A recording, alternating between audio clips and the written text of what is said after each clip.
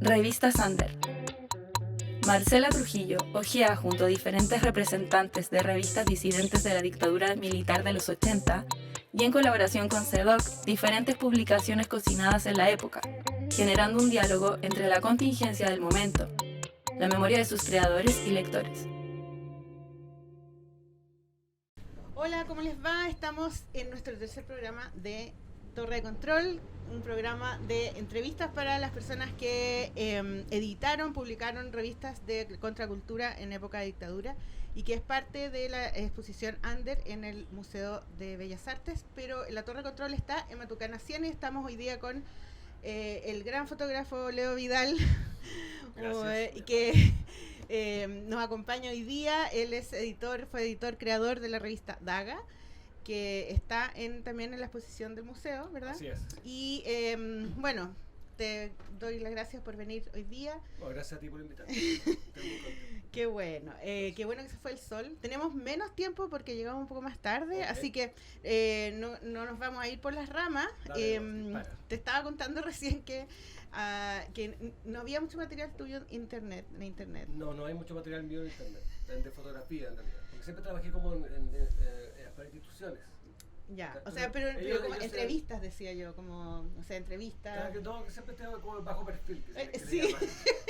A pesar de que tú eres una persona con un muy lindo perfil, eras modelo, además. Sigo siendo modelo todavía, ahora soy modelo senior. ¿En serio? Sí, claro, mira, uno pensaría que como modelo tú no eres bajo perfil. Es que es un contrapunto en realidad con la cosa. Mi trabajo de fotografía en realidad no es tan conocido, excepto en revistas o medios donde he trabajado. Pero ellos son dueños de las fotos, así que por tanto... Y eras conocido en el ambiente under también. Sí. Yo siempre sabía quién eras tú, por ejemplo. Claro. Siempre he recorrido ese ambiente desde bastante joven y como igual lo tengo lejos, como no estoy como mostrando el trabajo. Pero ahora que se dio la oportunidad y como me avisaron de que iba a estar la revista...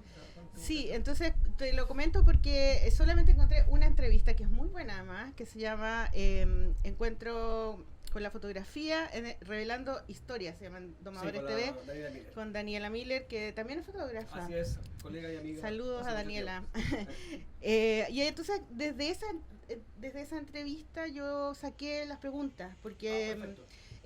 mi idea con estas entrevistas es entrevistar a la persona, que hablen de la revista, pero también ir bien para atrás, como empezar en la infancia, como ver de dónde viene la semilla de la creatividad, de las ganas de hacer una revista, de las ganas de escribir, de las ganas de sacar fotos, porque era una época muy compleja para ser creativo, muy precario todo, pero aún así muy potente creativamente. Entonces, yo creo que tiene que haber una fuerza interna y antigua.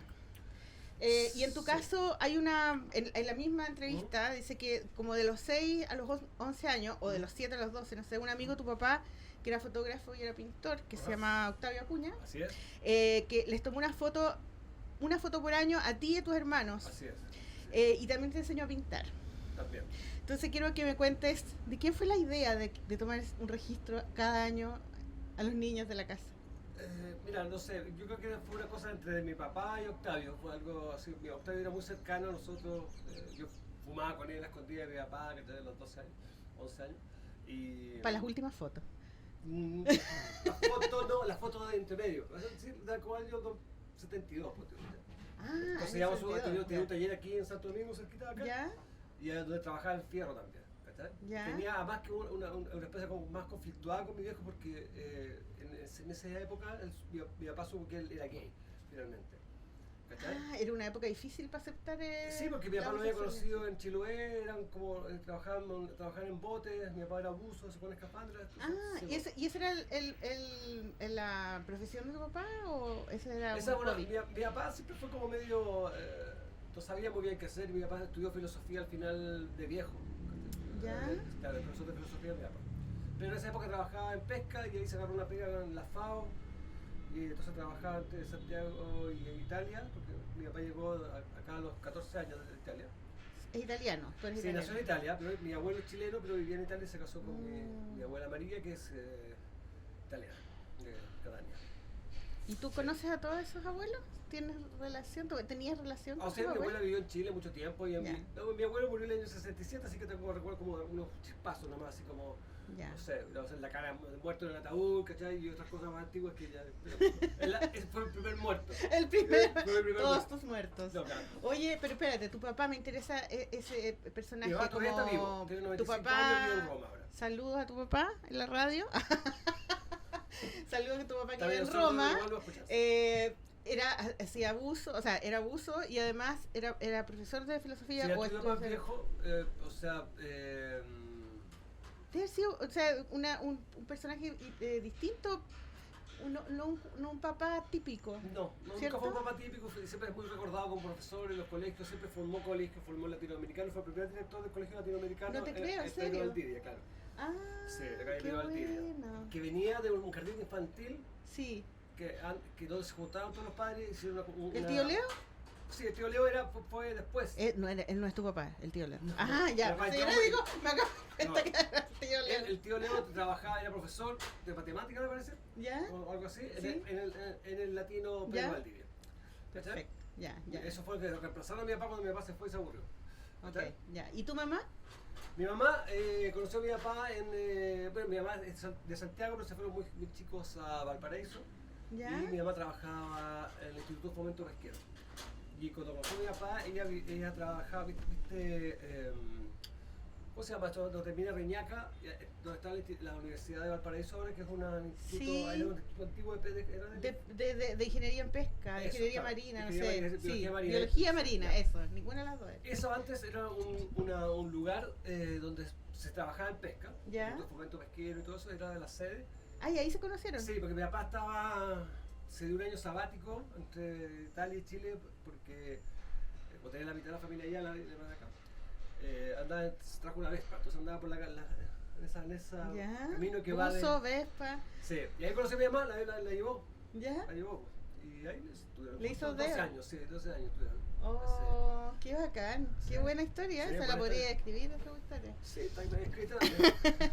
Oye, entonces, ¿te acuerdas tú de esas sesiones de fotos que te sacaban ¿Cuándo? cuando eras chico? Ah, sí, me acuerdo, sí, porque... ¿Cómo eran? Eran bastante naturales en general porque nunca nos pedían nada especial, sino que nos pusieron los dos. Mi mamá nos vestía así, casi siempre igual. ¿cachai? Son dos hermanos, Tres. Ah, Éramos- tres. Éramos tres. hombres. Tres hombres. ¿Ya? Tengo una hermana ahora, que fue cuando mi papá a los 65, 67 tuvo a mi hermana, ¿Ya? a Francesca, que a los 7... En Roma. No, se la llevó de aquí y cuando tenía 7 años se la llevó a Roma. Ya. Hizo aquí como hizo la básica en un jardín italiano. Ya. Y se fue con su última mujer, Cristina, que es poetisa. Y fueron al departamento y viven desde ahora, hace tiempo allá. Y mi hermana no vive allá, sino que vive en Bélgica. Está viviendo en Mundial, Brujas. mundial. En Brujas. Brujas, sí. Ah, sí. Era una película, lo vi eso. Vale. Entonces eran unas sesiones así como más, no como que se sentaban con un fondo. No, siempre en la casa y íbamos los tres. Entonces la idea era porque hay como tres separados como en 2-3 años de diferencia. Entonces yo tengo las fotos, no las traje, pero igual. Tenemos los tres y entonces la relación con la fotografía siempre fue muy cercana. Sí, porque Y me siempre imagino teníamos que cámaras, para mi papá ti... tenía cámaras, ¿cachai? Entonces estuvo manipulando. Y desde eso niño. me llamaba la atención también, porque tú dijiste que tenía una Leica, tu papá, Sí. y no era Yo perdí. no era un lugar, no era un momento donde la gente tuviera cámaras en general. No, Como no. que con Cueva, la familia tenía una cámara con Cueva, Sí, no, y la usaban los papás y se sacaban fotos como para sí, un evento mira, estuvo específico, digamos. bien relacionado con todo lo que era como cine, arte, porque mi papá aparte tenía una proyectora, Grundig, que no tenía sonido, como el Super 8, ¿Ya? sí, 8, o de 8 milímetros, todo Super 8. Entonces las tardes tenían algunas películas que estaban en el living, y tal, Y veían estas veíamos películas. películas. Qué Entonces desde niño bonito. siempre estábamos como con la imagen y con... Es parte de tu infancia, claro, es parte de tu otra vez me dio el trabajo de imaginario. acordarme las películas y después las busqué y las tengo con los nombres, cuáles eran y todo eso. Qué choro, qué bonito. Sí, entonces siempre estuvo y pintar era como parte de mi libertad, entonces... ¿Y pintar también? ¿Te enseñó a pintar, Octavio? No sé si me enseñó a pintar, él como que me gritaba, decía, no pintes así, weón, me decía, ¿cachai? Me miraba que no estuviese mi mamá y decía, weón, no hagas esa weón. Como que no mezcle esos dos colores que no se mezclan. No, sí, yo era muy rígido, entonces como yo seguía toda la instrucción. Quería que yo soltara la mano, no sé. Querías que fueras expresionista. No sé qué quería decir. Pero entonces en tu casa habían pintura. Había pintura siempre, de hecho. ¿Quién pintaba entonces? O sea, aparte de ti. O sea, él, y le regaló la pintura en el año 70 a mi mamá, que la tengo yo ahora. ¿Pero él vivía en tu casa? No, siempre vivió en el centro. Ya. Sí. Ya. Así que, y después se fue a vivir a Venezuela, a la isla Margarita. ¿Cachai? Oye, ¿y cómo eras tú de niño? ¿Qué tipo de niño eras? ¿Como tímido, extrovertido? Siempre fui medio introvertido, medio para adentro, en verdad, pero muy independiente en general. Yo el único que dormía solo. ¿Y eres el más chico, el del medio? Yo el mayor. El mayor, claro. Entonces yo a los 11, 12 años tomaba la micro y me iba al centro a ver películas, a colarme en los cines. ¿Ya? Tengo una relación con el centro muy antigua. ¿Y dónde vivían? En Las Condes. Llegamos en el año 60 ya, bueno, llegaron. ¿Era lejos igual, ir al centro? O sea, sí, pues. Había que tomar el golf los dominicos. Oye, y entonces tú crees que este personaje, Octavio Acuña, te influyó a ti en tu desarrollo como artista? Mucho. La última vez que supe fue en una carta que le mandó mi papá. ¿Ya? Y que el año 96 me parece que decía la carta. Y que después cuando mi papá se volvió a ir a Italia, me dijo, saca todas las cosas que tengo en el entretecho de la casa. Y me dejó los baúles antiguos que viajaron, claro. Todos los libros. Qué bonito, igual, bonito. Sí. Y tengo esas cartas. Entonces el mensaje me decía, era así, y dile a Leonardo, decía Leonardo eres tú. Soy yo. Ya. Para todos los efectos. Es que tu papá podría ser Leonardo. No, mi papá se llama Jaume. Leonardo Fabio. Jaume Vidal. Jaume. Sí, un nombre que le inventó mi abuelo. Mi abuelo era cantante de ópera. Mentira, no, en serio. No te creo. Te juro. ¿Y cantaba ópera real? No, cuando llegó a Chile, cuando volvieron, ya no cantaba ópera, pero... Cantante de ópera, sí. uso, la Vespa, todo. Sí, mi abuelo era hijo de catalanes que vivían en Talca, segunda generación. Y se fue a estudiar canto a Roma. ¿Ya? Y en el mismo instituto donde estudiaba canto estaba mi abuela que tocaba piano. Y ella venía de Catania, venía de Sicilia, a ver a los parientes romanos. Ya. En Roma tengo parientes romanos y sicilianos. Qué choro, qué lindo. Sí. Sí. Y acá tengo los parientes de la parte de mi mamá, casi todos son de la región de la quinta región, y alemana. Y había una carta que decía, dile a Leonardo que todas las cámaras sacan buenas fotos. La foto me está diciendo, la cámara no importa. Hay un texto que tú escribiste acá, o sea, que tú comentaste en la entrevista, que te lo voy a leer. En realidad no lo escribió él, yo pensé que lo había escrito él. Dice, las cámaras son cámaras. Una cámara puede ser buena o mala, pero es solo un instrumento. Lo importante es el vínculo que se crea entre el fotógrafo y el modelo. Esto es algo que tú explicaste en la entrevista, sí, claro, ¿no?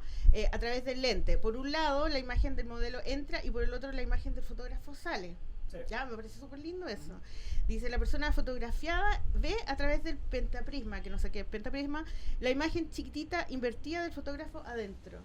Claro. ¿Ya? Espérate, el modelo está igual de fotografiado que el fotógrafo. Entonces, si puedes proyectar tu emoción, tu forma o tus ganas, el modelo va a ser un espejo y tu propio pentaprisma. Se van a ver uno al otro. ¿Ya? Claro. Es como por lo que te traducí de lo que dijiste. Sí. Me pareció súper lindo eso, como de ver la fotografía como un vínculo entre el mirador y el mirado. Claro. ¿No? Como... Sí, y hay una cosa que podría agregar ahora, que aprendí también, que es que lo más importante, esa como yo lo tengo como medio dentro de mí. O sea, yo siempre transmito como confianza para las fotos, ¿no? De que la cámara desaparezca un poco. Pero lo importante es, la ventaja que tienes ahora con la cámara digital, que no existía antes, es que tú puedes mostrar la foto a la persona. Puedes mostrarla, claro. Y yo distingo cuando la persona se ve en la foto o cuando no se ve. ¿Cachai? O sea, sé cuando me muestro la foto, porque cuando muestro la foto... Cuando le gusta o no le gusta, dices tú. Cuando ¿no? se ve, no es que le guste o no. Cuando se es reconoce. Diferente. Se reconoce en la foto, ya, en la mirada o en el gesto, ¿cachai? Entonces, ahí sí que está logrado. ¿Cachai? Cuando la persona se reconoce.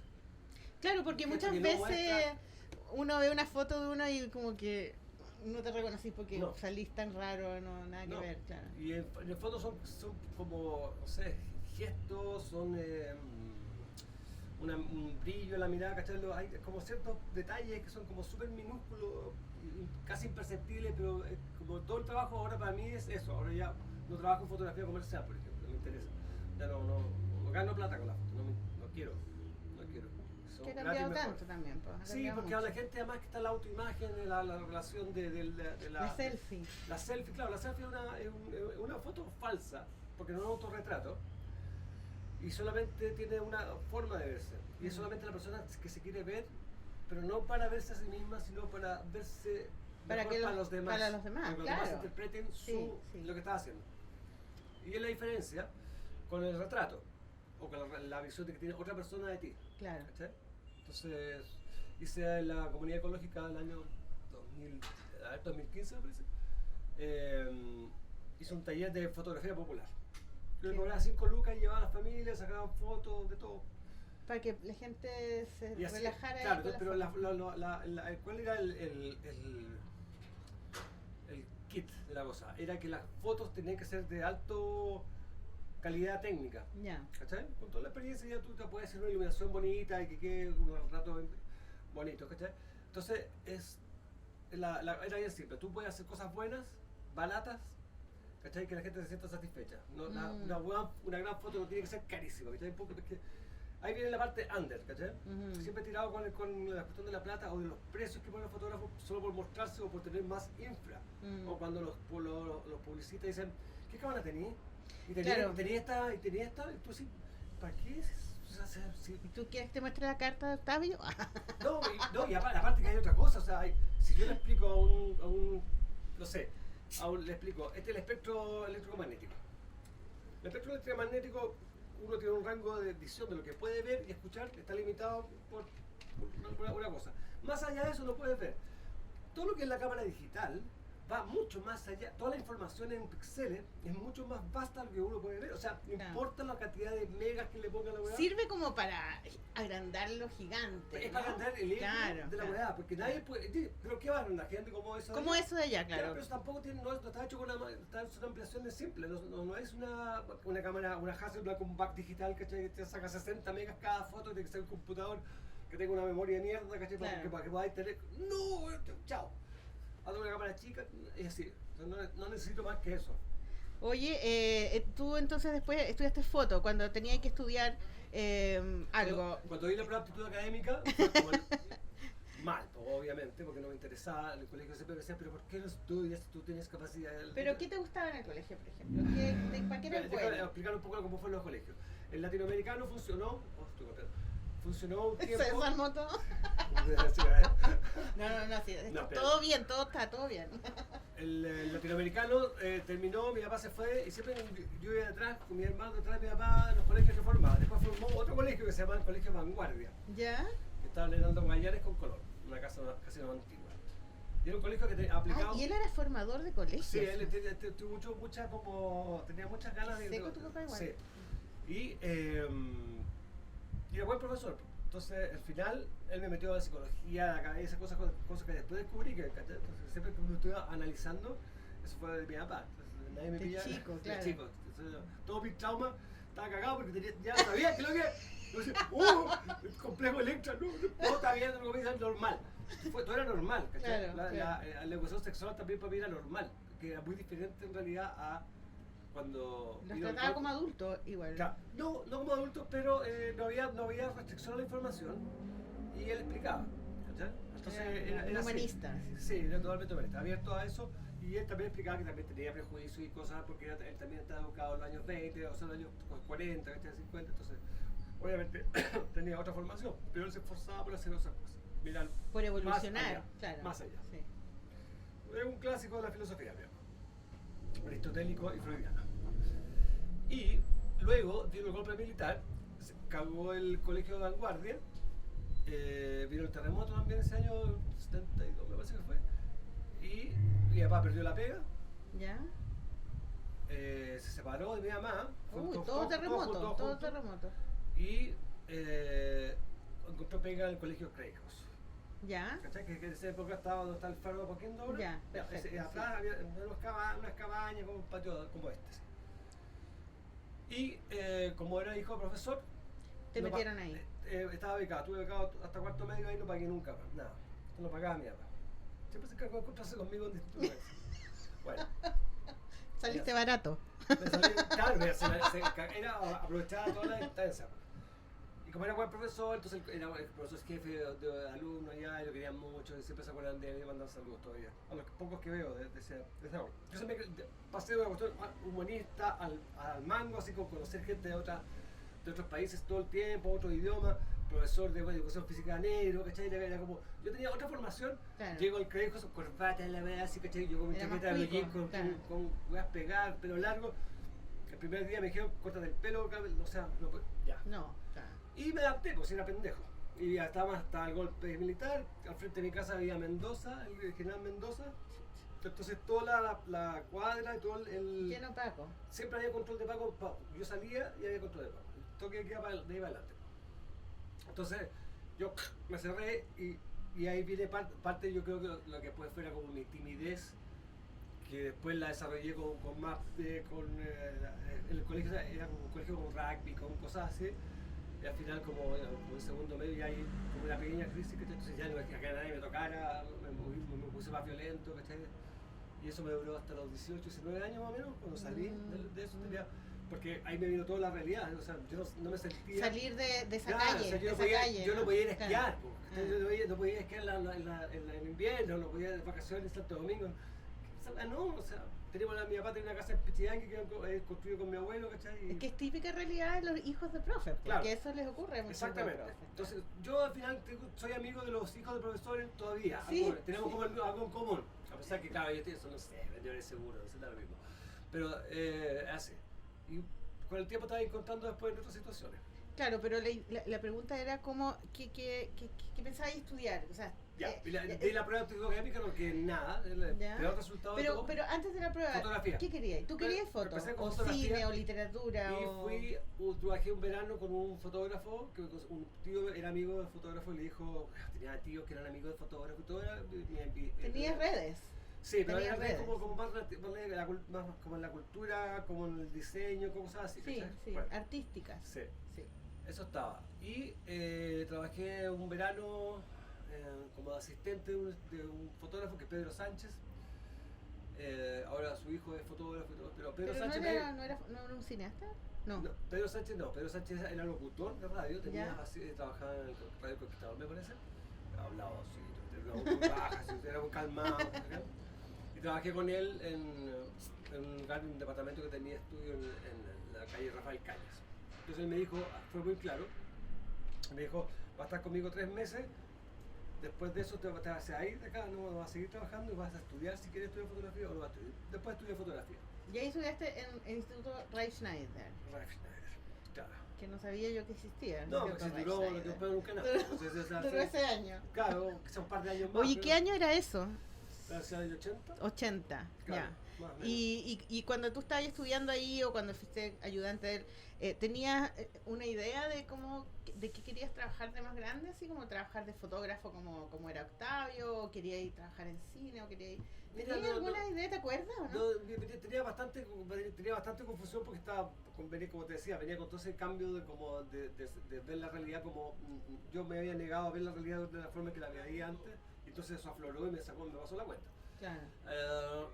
Pero no tenía mucha idea de lo que quería hacer. O sea, de hecho me sentí fotógrafo muchos años después. ¿Cachai? Un día que estaba, no sé, en España y de repente estaba una noche en la calle así, y miré la niebla y entendí cómo como la luz, cómo se forma, ¿cachai? Entonces, cuando tú miráis, tú entiendes lo que ves, sabes dónde poner las luces, ¿cachai? Como que entendí la física de la cosa. Se hizo físico, se hizo una cosa como real dentro. Y ahí dije, sí. Entonces siempre fueron intentos para llegar a hacerlo. Hay una parte que hablaba sobre que en el 82, 84 comenzaste a registrar lo que te pasaba, las personas que conocías y andabas siempre con una cámara y empezaste a fotografiar todo. Sí. Eso creo que es clave, ¿o no? Porque si andáis todo mirando y andáis sacando fotos, así, esa es tu escuela finalmente, ¿no? Empezáis a Porque es un momento donde la gente no anda con cámara fotográfica. ¿Cachai? No, en esa época no se andaba. No, como ahora es distinto, pero en ese momento, para que tú andes con una cámara todos los días, tenés que de verdad tener una... Y de noche y salir... Amor por la foto, ¿me entendí? Que es distinto. Ahí me di cuenta que yo realmente me esforzaba, tenía un pie forzado, que era y después lo fui desarrollando, o sea, cuando me meto a hacer una pega, voy y la termino y ya. ¿Y tenía ahí un estudio en tu casa, un laboratorio? No, nada, en la casa yo vivía con mi mamá, entonces ella tenía una pieza nomás. Sí, pues la pieza oscura con la lucecita roja, ¿no? ¿No tenía eso? No tenía. Que colgaba en las cositas así, ¿no? No, tuve en distintos lugares que trabajaba pero nunca tuve en realidad una ampliadora ni nada. Trabajaba en lugares de amigos, más que nada, que conocía. Oye, hay una parte donde habláis sobre sobre la escritura y la fotografía, como las dos cosas, ¿no? Sí, como en esa época no existían las personas como así que escribían, sacaban fotos. Siempre decían, ¿qué haces tú? ¿Sacáis fotos? ¿O sacáis fotos o escribir? ¿O pintáis? Entonces a mí me queda como... en realidad, mira, déjame leerte lo que dijiste que me pareció muy bonito. Dice, cambié la escritura por la fotografía. Sí. Otro lenguaje, a pesar de que nunca dejé de escribir. Era una especie de terrorismo literario que me hacía a mí mismo. Siempre escribía y me cuestionaba cosas a través de la literatura. Nunca paré de leer tampoco. De formación de pequeño siempre hubo libros en mi casa que aún conservo. Soy fanático de tener esos libros. Me tiraban las dos cosas con la misma intensidad. El hecho de escribir me gustaba, pero me llevaba a mundos muy extremos de los que a veces no podía salir.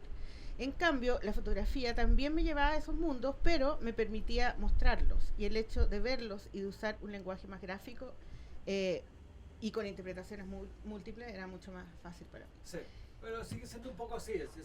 Todavía siento que escribir es como...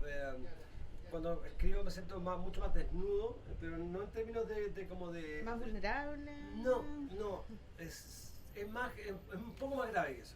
Mira, escribiendo yo siento que no tengo ningún tipo de restricción. ¿Ya? En la fotografía sí, no porque hay un límite gráfico, un encuadre. Y hay un encuadre, claro. Y hay ciertas leyes, pero para escribir no. Claro. O sea, el mismo libro que escribí... Yo te lo cité porque en este programa entrevisté a Santiago Lordi y a Joel Lloret de la revista Noreste y Matucana, que eran revistas que tenían muy en común la poesía, la ironía, el desborde visual y literario, el sinsentido y la ficción absurda. Tienen eso en común las tres revistas. Sí. Entonces, ¿crees tú que Revista Daga era una puerta a esos mundos extremos que a ti a dónde llegaba y cuando escribía yo, ¿no? Porque cuando escuché eso que dijiste en la entrevista y ya había leído las dos revistas, sentía eso, que era un lugar muy libre, ¿cachai? Como que los textos eran como que te metías ahí en lugares y pero también me pasó con las revistas Noreste y me pasó con las revistas Matucana, que las leí recién también, ¿cachai? Entonces es un lenguaje común. ¿Crees que eso era de la época? ¿Era un síntoma de la época? Mira, había cierta influencia gráfica que venía de España o Argentina. De Argentina también, claro, que era como lo más Cerdos y peces, Cerdos y peces. Y conocí ¿cómo se llamaba el editor que se hizo muy conocido después. Después se peleó con el... Sí, que era polémico. Era polémico, sí. Lo conocí allá, de hecho, lo conocí en Argentina. Fue en Argentina, terminé de escribir mi libro El Blondie en Argentina. Ya, y ahí estuve con Vicente Ruiz, con la Marcela. Pero espérate, esto es después de Daga. Esto fue durante. Ya, entonces, quedemos en Daga primero. Ya, entonces, ¿cómo llegaste a decir ya, hagamos una revista? Porque estaba ahí escribiendo entonces, estaba ahí pololeando con la escritura. Sí, es que todavía no tomaba una definición hasta el año 94, que sí hay de tomar una definición real con la foto. Con la foto. Claro. Por más práctico. Pero esto, la revista Daga es 86, 87. 86. Yo en el año 85 ya estaba viviendo en un taller de pintores. ¿Ya? Estaba el Matías Pinto de Aguiar, creo que estaba el Cordero, parece, estaba el Chido Simonovich, que seguimos siendo amigos hasta ahora. Y eso. Y yo tenía como la pieza donde tenían todos los cuadros, que la ratonera, estaban todos los cuadros y ahí. Bueno, ¿esa era tu pieza? Esa era mi pieza, que en realidad era un tubo de luz con un saco de dormir arriba, no sé, espantoso. Bueno, da lo mismo, me da exactamente, yo dormía en cualquier lado. Y trabajaba de barman en un bar que se llama el 660, que estaba ahí en Vitacura, y en la noche nos íbamos a carretera al Balta, donde trabajaba el Lucho Valdivieso, que también era pintor. Al Balta fui porque pintamos mural con la Verónica. Ya, pues. Sí. ¿Cachai? Ya. Entonces todo eso, y entrábamos porque conocíamos a los mozos y a la gente que trabaja. Sí. Ya, bueno, hay un montón de historias. Bueno, la cosa es que en ese momento yo ahí conocí, antes de estar en ese taller en Santa Filomena, en Bellavista, vivía en Ruiz de Gamboa, con Bellavista, que es una casa de 3 pisos muy bonita que hay. ¿Ya? Y ahí vivía con el Rolo Pulgar, el Oscar Pierengue, que eran actores. Entonces yo cuando me fui de mi casa, me dediqué a sacar fotos de teatro, La Nona, en el Teatro Laja, y tenía como esa cosa. Y en la calle, al frente, conocí a Lenzo Blondel, que era vecino vivía ahí en Nueva Dardiñac. ¿Ya? ¿Cachai? Sí. Y a Pancho Fábrega. Al Pancho Fábrega, que era el diseñador. Diseñador que también vivía ahí, ¿Ya? con su madre y toda la cuestión, que estaban terminando de su carrera. ¿cachai? Ah. Y al Coco Delgado, que escribe en la revista. escribe y hace gráfica, y que es arquitecto y que es un pintor maravilloso ahora. Y entonces nos juntamos en la calle Punta Arenas, en la casa donde vivía la Taía Gómez, ¿cachai? Que es una de las Cleopatras. Sí, sí. Y después vivía mucha gente que estaba ahí. Pancho tenía un taller ahí porque no podía estar en la casa con su mamá. Ahora, en su casa ahora, su mamá murió hace un tiempo, pero ahora eso. Entonces pintaron un muro de la Taía, hicieron un graffiti y cosas así. Y ahí empezó como a generarse toda una dinámica de ir a lugares, ¿cachai? Pancho Fábrica trabajaba, ponte tú, y esto es el año 85. Año 85, de ahí para ya, yo después me cambié de ahí y fui al taller donde estaba el Chedo. Y ahí llegaba el Coco, el Cacalo González también, y armamos una. Yo dije, hagamos una revista ya, y dijo, ya, hagamos una revista, ya, empezamos a. ¿Por qué hagamos una revista? La razón real que te la digo, porque estamos chatos con el noreste. Qué bueno, sí, estamos chatos con el noreste. ¿Por qué era el único que había? No, porque estaba el Walker, porque estaba el Lorde, que lo encontramos como medio pintamonos, ¿cachai? Como que más pitucos eran, ¿no? O sea, la daban de pituco, ¿cachai? No, pues no era. Y al final era como una cosa muy editada, como era pituca la revista, claro. Estaba bien. Entonces estaba bien financiada, digamos. Estaba editada. Sí. Estaba editada, ¿cachai? Y es como, no sé, como amarillo ahora, como un amarillo. Sí, la misma, sí, total. ¿cachai? No cambiaron nada. Son ellos, son porque es Barker. Exactamente ellos. Entonces nosotros decimos, ya, libertad de revista. Cada weón hace, o cada artista hace su página. ¿Solo había Noreste? ¿No había Matucana? ¿No había Beso Negro? Sí, conocíamos todos ellos. Trauco, ¿cachai? Pero Trauco fue después. Sí, fue después. Pero nació de ahí. Había poco. Entonces habían. Y como teníamos esa confrontación así como media. Ya más que había censura, entonces no era como que podían publicar en los diarios y todo, había que hacer autopublicación. Por eso es importante también. Claro, pero tú mirás el Noreste y tú lo ves como. No, pero el Noreste era por el lado, nunca hablaba de la dictadura, ¿no? Era inofensivo, claro. No hacía daño, ¿cachai? No ponían a Pinocho, le ponían suásticas, dibujaban acá, ¿cachai? No habían signos como de violencia gráfica. Sí. No era de protesta. No habían no sé, cómic. ¿Cachai? No había historia, yo escribía la historia, el Coco la dibujaba en alguna aquí en la revista.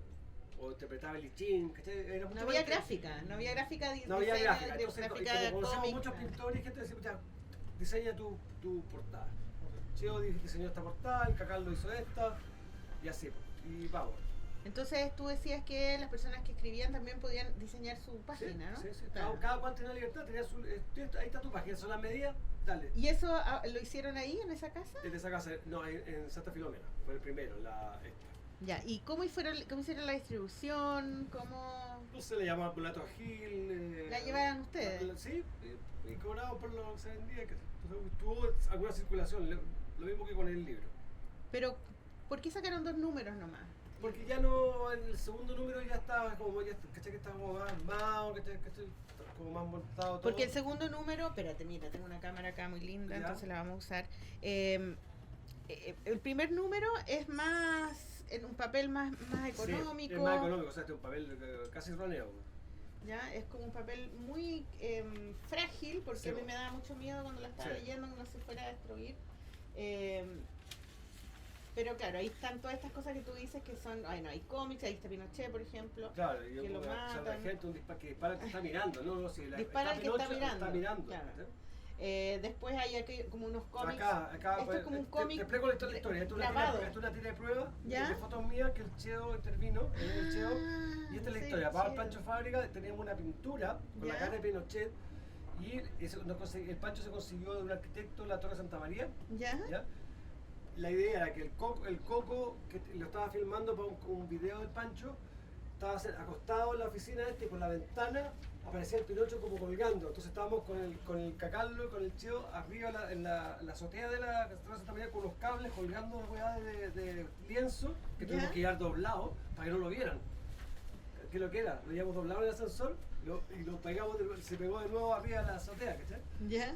Entonces estaba el Coco y la escena estaba así, en un ventanal aparecía Pinocho así, como el grito, así, la imagen pintada, ¿cachai? Una así que la imagen permanente. Y este es Rancerox de... Rancerox es italiano, ¿no? Sí, pues yo todavía no sigo él. Liberatores de Selle. Y esta es la Estefanía Mónaco y Pinocho, ¿no? Pinocho. Claro, sí, Pinocho aparece varias veces. Y dime, estos cómics que habían, estos eran de tu amigo y tú hacías los textos, ¿no? Sí, el texto delgado dibujo. ¿Y no seguiste haciendo guiones de cómics? ¿Este es un personaje como un... Sí, Max Filtro, era como un medio... Era un mafioso, no sé, un malo. Malo, claro. Pero bueno a la vez. ¿Cachai? O sea, tenía una vía. Y bueno, lo divertido es que toda la gráfica, todos estos pasillos, son de... estaban hechos en la cocina de era donde vivían ustedes. Sí, claro. Como la gráfica, si tú pasabas por este pasillo, bajabas una escala y te encontrabas con él. ¿Cachai? O sea, era como medio reality de ustedes. Hay algo que te quería preguntar que me llamó mucho la atención. Esto del Eduardo Foyeraki. Ay, del Eduardo, sí, el Eduardo. Me lo encontré en la exposición, le comenté. Me dijo, sí, ¿viste la revista Daga? Yo no conocía la revista Daga porque esto es anterior a mi tiempo. Sí. Yo nací en el 87. No nací para el mundo underground ese año. Pero nunca la había visto, yo la vi para la exposición, para el museo, ahí la vi y el Eduardo me dijo, no, es que esta era una revista que hacíamos con el Leo. Dije, ya, bueno, voy a tener que leerla porque no sé. Hay unas entrevistas que tú haces que son una especie como de reality, que como que ponen la grabadora y empiezan a hablar. Sí, la entrevista con el pez y sí, acá, y me pareció súper entretenido. Y el Domínguez con el exacto, sí, porque hay algunas que son, por ejemplo, hay dos del Ernesto Muñoz. Ya, cuando escribió esto, quedó la cagada. Es muy bueno, habla sobre lo homosexual. Todos eran gay. Todos eran gay, me encantó. Salía Cub también, que decía que era como una señora loca. Entonces, que se le... Yo sé que lo edité, este fue el único video que... Porque todavía tengo el original. ¿Sí? Bueno, yo conocí bastante a Ernesto porque por el museo. Peleamos, sí, pues. Si ahí te conocí yo porque yo estaba...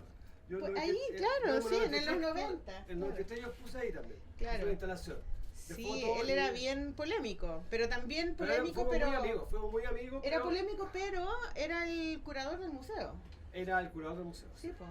O sea, igual tenía poder, Ernesto. Sí, claro, entonces yo creo que por ahí nos peleamos, porque ya entonces, ahí está de nuevo es otro personaje, ¿no? Pero más o menos lo mismo, entonces es una interpretación de el I Ching, ahí está el hexagrama.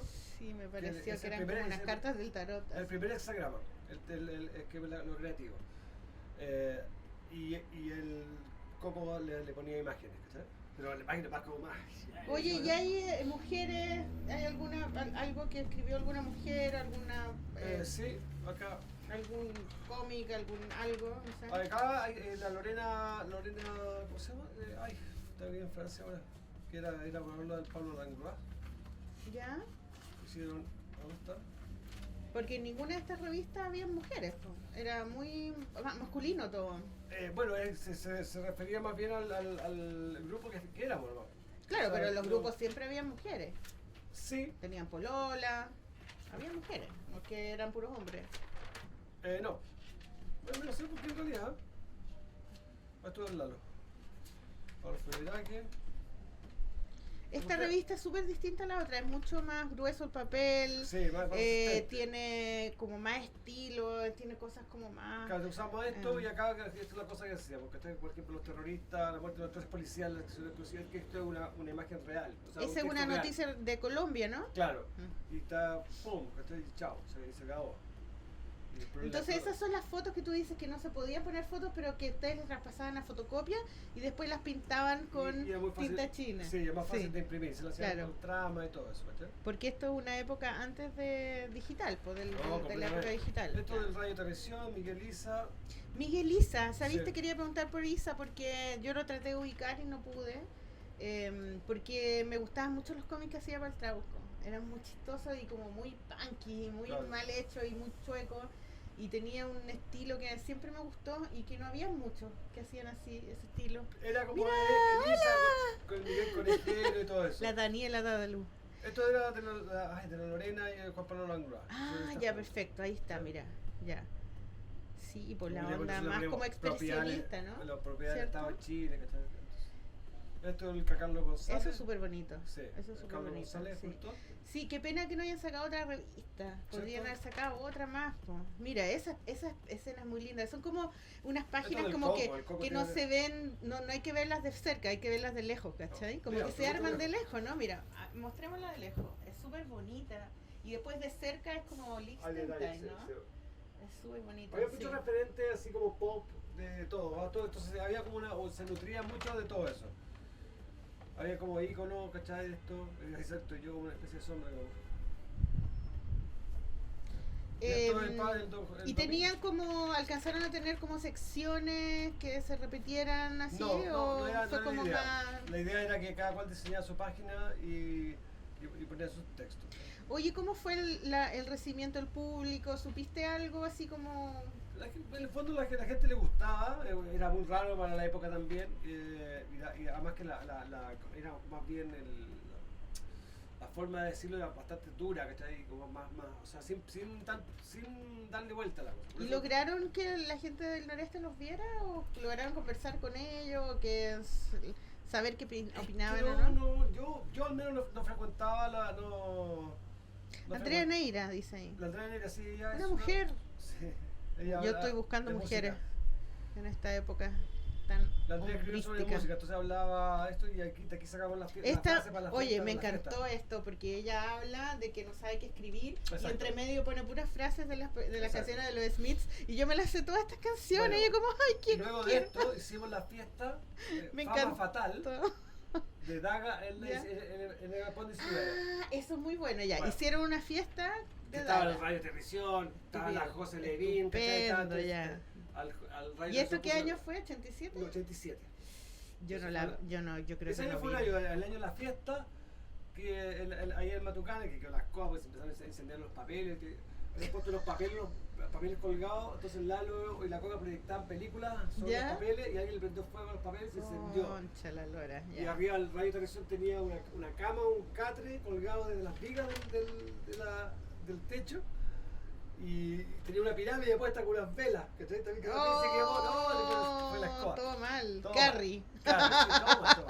Pero todo Carrie. Claro, había como escenas de sexo en el escenario, así, ¿cachai? Un orgasmo, igual, entonces era muy, muy heavy. Esto es Muñoz también, ¿no? Esto es carta hacia el director. Cuando él me dijo que lo había censurado, entonces yo le puse el tiro del signo de Asia. Y aquí está todavía es parte de la entrevista. Ahí termina la entrevista. Sí, me dio mucha risa esta entrevista. Oye, qué buena. A mí me dio mucha pena que no hayan habido más números, porque... Sí, porque era todo bastante como, en ese sentido era como bien frágil todo, ¿no? Sí. Para mí no fue tan frágil porque me resultó que después de ir a Argentina terminé el libro. Cuéntame de Argentina, ¿por qué fuiste a Argentina? ¿Fuiste a vivir? ¿Te fuiste a carretear? ¿Fuiste a qué? Me fui porque estaba chato. ¿Te querías ir a vivir? Estuve como viviendo 6 meses allá en la calle, viviendo en todos lados. Sí, ¿Y te fuiste solo? Solo. ¿88? ¿89? 87, ya. Era el 87, hasta marzo, abril. Ya, ¿y qué pasó? Escribía en la calle, así, me anotaba, iba a discoteca Cemento, tenía un amigo para allá. Yo fui a Cemento a ver a los Renditos Ricot. Bueno, ahí en Cemento hicimos una performance con una amiga y mientras estaba tocando el grupo Capital Federal, ¿ya? Con ella hacíamos un graffiti en vivo, cosas así. Nos llevaron presos también. Un happening, eso. Ah, también te llevaron preso. Ahí conocí otras cosas, conocí la contracultura argentina también, es como, no sé, ¿cómo se llama? Ay, La contracultura argentina. claro, y que tenía más... Que mucho más arrojada, ¿no? Como... Sí, pero también se sorprendían con la primer número de la revista. Oye, Daga, ¿de dónde viene el nombre? No sé, se me ocurrió a mí ¿De dónde? Porque No, es como un arma, La ¿no? daga, ¿Puede ser por la daga eso? es una espada corta. Es como hay, eso, hay ¿no? dos tipos de espadas. Hay una que es de pelea corta, en sable, que es de pelea larga, que es el sable largo y de pelea corta. Ya. Se usan dos. O sea, era un arma. Es un arma. Es un arma, Es ya. un arma, Y sí. también hay un Filosa, texto donde doble tú hablas de que esta revista en una editorial es una terapia. Dices Sí, tú. al final funciona como terapia. ¿Tú hacías terapia? No, nunca he hecho terapia. Si a mí se me espantan los psicólogos y los psiquiatras, no los tolero. Porque tengo esa formación, ¿cachai? Mi papá me crió con esa estructura de que poder separar las cosas. Cuando yo mira, las veces que fui al psiquiatra o al psicólogo, entendía rápidamente dónde estaba ubicado yo, dónde estaba ubicada él y podía... Así hay un mapa. Hacía Así hay un mapa, ¿no? Hacía un mapa y ubicaba mi problema. Y esto ya no necesito más, porque era cosa mía que lo hiciese o no. O sea, dependía de mi voluntad superarlo o no. Como no había tenido traumas específicos, porque Sí, sabía pero que se trataba. a veces necesita ayuda, uno necesita ayuda. Pero no sé, Contención. siempre me arreglé solo, de chico, siempre. Entonces, dormía en la calle, me da lo mismo. No tenía ningún problema con eso. Todavía lo tengo incluso. Entonces, me da un poco de susto, porque ahora me podría ir igual, ¿cachai? A cualquier lado. Pero ahora tengo más herramientas. Puedes dormir acá si quieres, mira. Aquí hay un espacio.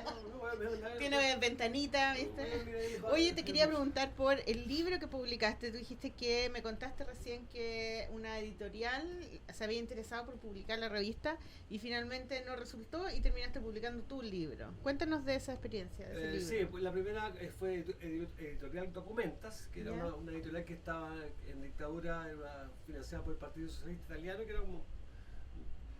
que no eran de centro todavía. No, o sea, era no, sí, nos sigue besando lo mismo. Pero se repiten los personajes. Qué heavy, ¿no? Todo da vuelta. Bueno, entonces era socialista. Claro, pero que no quisieron publicar la revista porque era como un poco demasiado gráfica para ellos, porque les había interesado cómo las cosas que yo escribía y cómo las escribía. Ya, mejor escribe nomás. Claro, y como la literatura no era un campo, sino que estaban como en la cosa como político-social, ¿cachai? Ya. No sé, publicaban... Querían hacer una especie de experimento, ¿no? Claro. Ya. Y de hecho publicaron un par de cosas. ¿Y cómo se llamó tu libro? Blondie te amo. Blondie te amo, Sí. ¿ya? ¿Y qué significaba eso? Nada. Blondie era ningún problema, el nombre Blondie era un personaje de un cómic. No, Blondie siempre fue la cantante. Lautaro. Ah, pero Lautaro es de derecha. Oye, ¿Es de derecha? sí, No te creo. sí, ¿En siempre serio? fue. Sí, yo fui amigo de Lautaro, le saqué una foto reunida. Lautaro Parra, ¿no? Sí, no diga nombre. No diga nombre. Ya lo dije. Oye, Oye, espérate, él tenía un personaje que se llama Blondie, hay una discoteca que se llama Blondie Sí, y hay una cantante. ¿Cuál sí. era tu referente? La cantante. La cantante. Por supuesto. Qué Yo soy de la lindo. época de ella. Blondie siempre fue... Blondie te amo, ya. ¿Y de qué era el libro? Pero fue la Blondie del Videodrome, de David Cronenberg. No era la Blondie de la cantante. Ah, ya. De esa no, Blondie era como el personaje que aparece en la Ya. edición, ¿cachai? Perfecto. Más No torcido. sé, es que no vi esa película. Bueno, Son como para unas películas medias como terribles, ¿no? Se llama Videodrome. Sí, como medias de... No sé, mira, a mi hijo le encanta Cronenberg y ahora me grabó la última. ¿La última Cronenberg. película la viste? Sí, pues. Sí, está buena. Me la pasó a mi hijo. Sí, buena. Oye, espérate, pero hablando del libro, era un libro experimental, Un ¿no? libro experimental. ¿Cómo lo hacía? Y que tú me contaste recién, explícalo porque me pareció interesante. Estaba escrito en máquina de escribir, porque todavía escribo en máquina de escribir algunas cosas. Las tengo, de hecho, las máquinas. Están aceitadas. Las máquinas, los libros, las fotos. Sí. Soy como el recolector. El cuidador. ¿Cómo sí. se llaman esos que guardan cosas? No sé. Eso. Que tienen una enfermedad. No, pero no es. No. No es. Ya, pero tú escribías los textos mucho y después hacías como una... Sí, como cada página, tú tienes que escribir, tienes que guardar la página, no es una cosa digital donde las páginas sean... Claro, hay que tú guardarla. No te puedes mezclar, Sí. porque está todo ordenado, ya hay un preorden. En algún momento me decía, a ver, empezaba a mezclar los textos, como no estaban muy unidos, yo que escribía así libremente, Y queda bien, fíjate, yo escribía solamente el nexo. Como un collage. Un collage, de forma de una especie de collage, pero que tenía que después cuando se me ocurría el nombre que podía tener, que fue al final, el nombre lo veía, no sé, en un boleto de micro, ese era el nombre, cosas así. ¿Y eran relatos, eran cuentos, era poesía? ¿Cómo se Eran puede clasificar? Era Si como es una que... especie de relato poético, si tú quieres verlo, pero yo creo que era bastante novedoso, todavía es bastante novedoso, dentro de lo que... ¿Y qué pasó con ese libro? ¿Lo lanzaste? Sí, me hicieron 1000 ejemplares que están repartidos por ahí. Yo sé que algunas personas que tienen 2, el mío, el último, me lo presté y ahora está en Portugal. Oye, entonces, como que en esa época ya, después que se acabó la revista, volvió la democracia, o comenzó esta nueva etapa de La Alegría Ya Viene. Yo me fui el año 88. ¿Y ahí empezaste a trabajar como modelo? No, antes. Justo se nos acaba el tiempo. Pero así, resumen. Modelo siempre fui modelo, siempre y trabajé fotógrafo. Siempre el modelaje, ¿cachai? Fue como una ¿Te lo pedían? ¿Tú lo...? Sí, porque conocí amigos que eran, no sé, porque eran productores de moda, entonces hacía desfile en discoteca y tenía plata para poder seguir viviendo donde tenía que vivir. Exacto, claro. O sea, no tenía pega, como fotógrafo hacía pituto. Y era más mejor pagado, digamos. Pagaban bien ¿cachai? Entonces, y podía, no sé, podría ser, por eso siempre ha sido como algo paralelo, no es que es ahora, siempre ha sido. Lo que pasa es que en 2015 para adelante empecé a hacer, vi que había un nicho de modelos senior más viejos, como para representar, como había poco acá, tenía que traer. Una vez estuvimos en un desfile que fue en la cosa esta española, el Centro Cultural, era una bienal underground. Puede ser, sí. Y yo puse un vestido peludo con un ojo y tú estabas ahí porque estás en la foto. Sí. Y tengo la foto y salís tú. ¿Viste? Sí, pues. No sé si eras modelo o estabas sacando fotos, no me acuerdo. No, modelo ha sido. Claro, sí, me llevaba mucho en el año 90 para algunos modelos, sobre todo amigas. No sé, y bueno, y después dice que te fuiste, empezaste a trabajar en el Mercurio, ¿no? En el 94 empecé siendo modelo. Y como que mostraste tu foto y te dijeron... Le pregunté a la periodista si podía mostrar mi foto, me dio el nombre del director de gráfico. Y lo conocí, le mostré y después empecé a colaborar. Ya. O sea, como colaborador, tengo una identificación como colaborador. Empecé a hacer... Y ayudaste a armar el estudio también de fotografía del diario. Eso pasó después porque había una persona que estaba armando un pool de fotografía, que era un nuevo esquema para que todos los fotógrafos rotaran en distintas áreas. Como yo sacaba fotos de distintas cosas, productos, moda, tenía como una formación como más de muchas cosas. Entonces yo le servía perfectamente como comodín para armar equipo. Perfecto. Bueno. Y ahí empezó la idea del estudio y yo me encargué como de pedir los primeros equipos, así como armar la estructura. ¿Y después viajaste mucho? Sí, viajé mucho porque trabajaba para Revista El Viaje. Sí. Qué bacán. Oye, pero qué bacano, ¿no? Sí. Como que ahí caíste parado, porque viajar era difícil en esa época, era caro. Sí, era caro. Era caro, era como ya que... me había gustado viajar ya, pues. Sí. Después de llegar de... ¿Y fuiste a África también? Fui a África, sí. Fui a Nueva York 3 veces. Bacán. Antes, durante y después. Qué choro. Oye, ¿y cuál de todos los viajes te alucinó más? ¿Te quedaste más como dijiste, quiero volver acá? Como más fuerte, no puedo volver, pero como fuerte y como intenso, yo creo que fue el viaje a Guyana Francesa. La Guyana Francesa era como una cosa que no tenía dentro de mi registro. Completamente sin referentes. Sin referente. Y después trabajé mucho tiempo después de... la verdad, antes, ya estaba viajando antes del Mercurio. Porque yo trabajaba asistente fotógrafo para el Iván Petrovich. Entonces dejábamos hacer las primeras campañas de moda, yo era asistente y modelo. Y modelo, de todo. Iluminador también. Sí, después hice iluminación. Sí, hice iluminación para... ¿Y hacías sanguchitos también? También.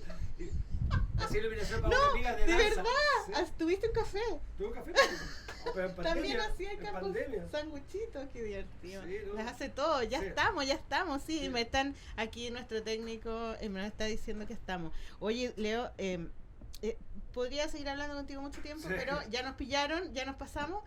Ahora viene Dadalú y te quiero agradecer mucho por haber venido. Me lo pasé muy bien viendo tu entrevista, leyendo las revistas. Me hubiera gustado que hubieran hecho más números. Sí. Y te agradezco mucho que hayas venido el día. Te agradezco a ti, muchas gracias por tenerme acá. Encantado. Ya, entonces los dejo acá. Esto es Torre de Control de Ander y estamos en Matucanas. El podcast Ander con A está grabado en la instalación Torre de Control, ejercicio de mediación dispuesto en la explanada de Matucana 100. Proyecto Fondo Nacional de Desarrollo Cultural y las Artes, línea de organización de festivales, ferias y exposiciones, convocatoria 2021. Colabora Cámara Chilena de la Construcción.